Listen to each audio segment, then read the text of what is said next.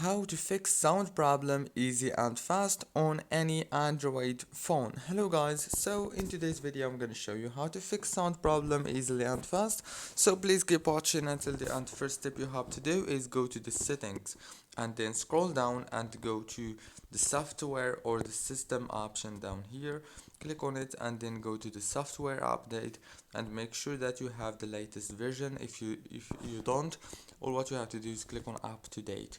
Go back and go to receipt and make sure to click on receipt all settings and click here.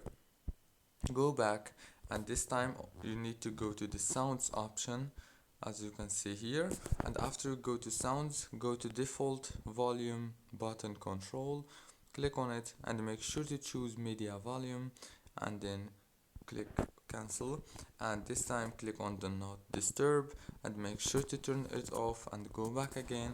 And now all what you have to do is restart your phone and the problem is gonna be fixed easy and fast. So please don't forget to like, subscribe. Thank you for watching until the end.